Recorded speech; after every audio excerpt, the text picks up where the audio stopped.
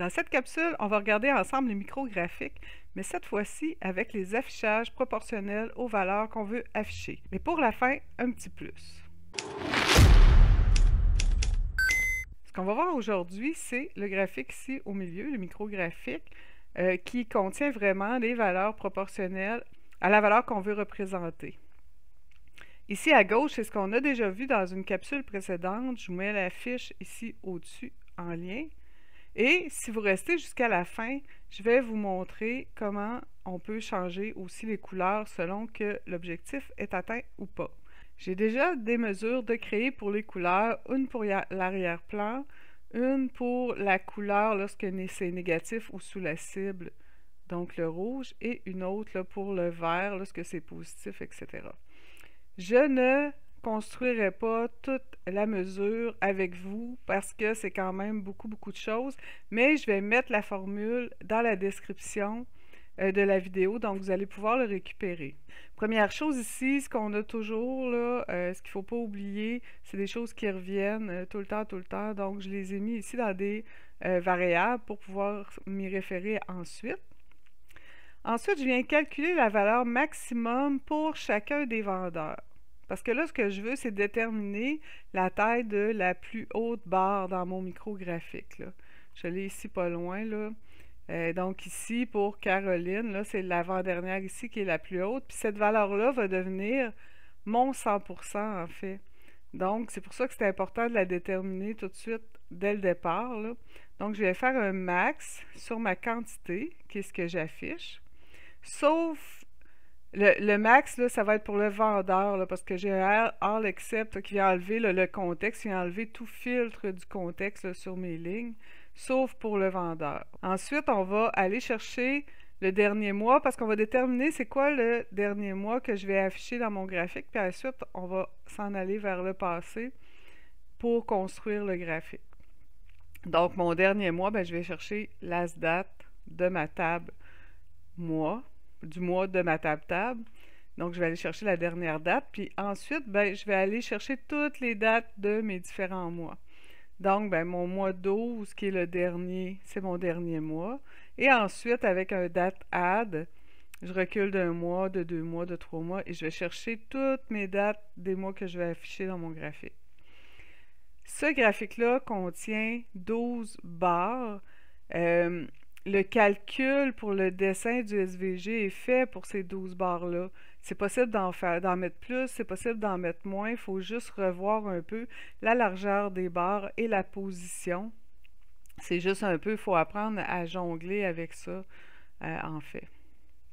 Ensuite, ce que je vais faire, c'est que pour chacun de mes mois, là, je vais aller déterminer la valeur qui devra être représentée visuellement. Pour faire ça, ce que je vais faire, c'est que je vais diviser la valeur du mois 12 ici, qui est ici, OK, par la valeur maximum de ce vendeur-là. Puis ici, c'est 0 ou qu'il n'y a rien, il va me ramener 0. Puis après, je vais faire un petit x 100 qui va me permettre justement de tout mettre ça en pourcentage. Tantôt, mon max me permettait d'aller chercher 100% de la valeur la plus grande qui représente le 100%. Puis ensuite, ben, comme je divise chaque valeur par cette valeur-là, ben, elle me permet d'obtenir le pourcentage de cette barre-là par rapport à la plus haute. Et ensuite, là, je viens utiliser le INT pour ne pas avoir de décimale, en fait, dans mon pourcentage, là. Je veux que ça soit 4%, 5%, puis vous allez voir après, quand on dessine l'histogramme, là, c'est important qu'il n'y ait pas de décimales. J'ai eu de la misère justement au départ parce que j'avais des décimales, donc je les ai enlevées. Ensuite, ben, on vient vraiment dessiner l'histogramme. Donc, on vient faire notre fond, ok, notre arrière-plan gris. J'ai ma couleur d'arrière-plan qui est là. Et ensuite, je vais venir dessiner chacune de mes barres pour chacun de mes mois. Je vais commencer par le mois 1, qui est celui complètement à gauche, puis je vais m'en aller vers la droite. J'aurais pu faire le contraire aussi. Et la couleur, ben, j'en ai une seule dans ce cas-ci, c'est toujours ma couleur, mon vert, là, la couleur eau. Donc, je dessine un rectangle qui va avoir 7% de largeur. dont la hauteur est déterminée parce qu'on a calculé auparavant, donc mon mois 1, qui est 1%. Et la position, ça ici, c'est la position dans mon rectangle là, que j'ai dessiné auparavant. Donc, la première barre est à 2% à partir de la gauche. Et ensuite, je fais... Là, ce qui est important de savoir, c'est que le dessin porte toujours en haut et non pas en bas. Donc, ce que je fais, c'est que je viens enlever la valeur du mois pour que ça aille vraiment dans le bas pour pouvoir le dessiner. C'est un peu complexe, mais avec la formule comme ça fonctionne très bien et vous allez voir, les graphiques se dessinent parfaitement. Ensuite, ben, je viens concaténer mon introduction, ma fin avec mon histogramme que je viens de dessiner. C'est ça ici là, que ça va me donner. Donc, pour chacun, on a déterminé la plus haute barre. Ensuite, on vient les dessiner. Donc, celui-ci était 7% de large pour 2%. Les dessins par défaut commencent en bas. Ça, c'est vraiment difficile Des fois, on peut jongler un peu à trouver c'est quoi la bonne formule pour le faire, mais je viens enlever la valeur pour après la redessiner par en haut. Donc, parce que sinon, les dessins, c'est ça, ça commence par en haut. Pour ici, les couleurs, je vais vous montrer un peu qu'est-ce que j'ai fait. Je vais faire probablement une vidéo spécialement là-dessus, mais je vais quand même vous le montrer. Si ça vous tente de l'essayer, vous pourrez le faire.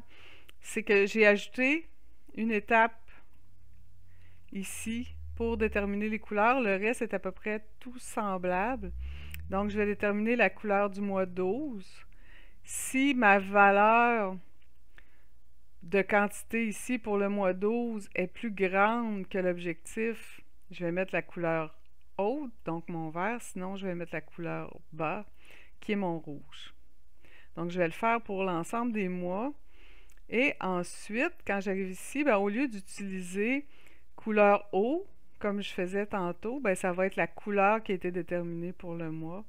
C'est simplement ça que j'ai besoin de faire. J'espère avoir bien réussi à tout vous expliquer ça. Si c'est le cas, faites un j'aime. N'oubliez pas, j'ai mis la formule dans la description de la vidéo. Si vous aimez mes vidéos sur le SVG, si vous aimeriez que je continue à en faire, écrivez SVG en commentaire, puis ça va me donner une bonne indication. Et je vous dis à la prochaine.